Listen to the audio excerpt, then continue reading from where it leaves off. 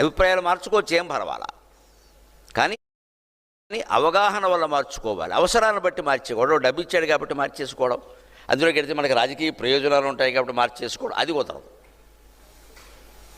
ఇది గ్రహించాలి. అందుకని సత్యము వెంట సాగునిది సర్వసమర్పణ బుద్ధితో. ఒత్తిడి ఎప్పుడు తగ్గిపోతుంది అంటే, విద్యార్థులను నా పిల్లలుగా భావించుతాను, మీకు అంత మనస్సులో ఒత్తిడి అనిపిస్తే మీ గదిలోనే మీ ఇష్టదైవం ఫోటో పెట్టుకోండి. స్వామి నమస్కారం, సర్వధర్మాన్ పరిత్యజ్య మామేకం శరణం వ్రజ అహం త్వా సర్వపాపేభ్యో మోక్షయిష్యామి మా శుచః అని భగవద్గీతలో చరమ శ్లోకాన్ని చదువుకోండి. 5 నిమిషాల్లో ఒత్తిడి దూరం అయిపోతుంది. 5 నిమిషాల్లో ఒత్తిడి దూరం అవుతుంది.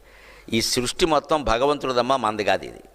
మనం అంత కొట్టుకుపోవక్కర్లేదు దీనికోసం.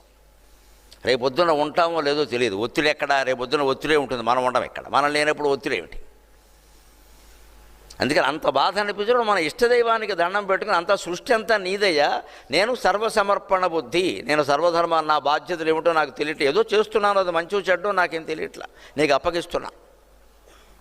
అలాంటి సర్వసమర్పణ బుద్ధి ఉంటే ఒత్తిడి దూరం అవుతుంది. రవీంద్రనాథ్ ఠాగూర్ సాహిత్యం చాలు దానికి. లతానృత్యము చేయుని ప్రకృతి నిత్యము విశ్వకవిత్వమందు. ఆయన కవిత్వంలో ఒక పూల తీగ చిరుగాలి రవళికి సహజంగానే కదిలినట్టుగా ఆయన కవిత్వంలో ప్రకృతి నాట్యం చేస్తుంది. సహజంగా కదలాలి ఏదైనా, మనం ఊపేస్తే కదలడం కాదు. అక్కడ మీకు నిజంగా ఒత్తిడి పోవాలి అంటే ఐఐటి ఇక్కడ ఆవరణ ఎంత ఉందో గమనించండి. కొన్ని 100 ఎకరాల ఆవరణ కదా, ఒత్తిడి ఎలా ఉంటుందండి నాకు అర్థం కాదు. మనం ఎక్కడికి తిరగట్లా, రూములో కూర్చుని పుస్తకం పట్టుకుని, లేదా పుస్తకం కూడా మూసేసి ఫోను పట్టుకుని కెలకడమే పనిలాగా, పైనుంచి కిందికి, కింది నుంచి పైకి. మరి ఒత్తిడి కాకపోతే ఏముంటుంది ఇక్కడ?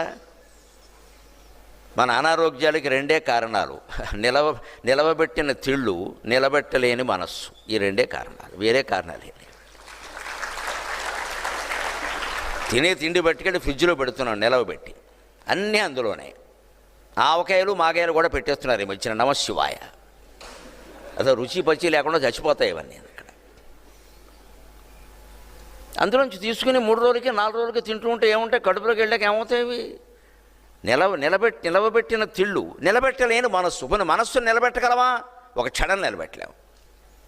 అందుకే విద్యార్థులు ఎప్పుడు గుర్తుపెట్టుకోవాలి, పదార్థం తాజాగా ఉండాలి మిత్రమా, పరమార్థం ఎంత నిలవ ఉంటే అంత మంచిది. పరమార్థం నిలవ ఉండాలి.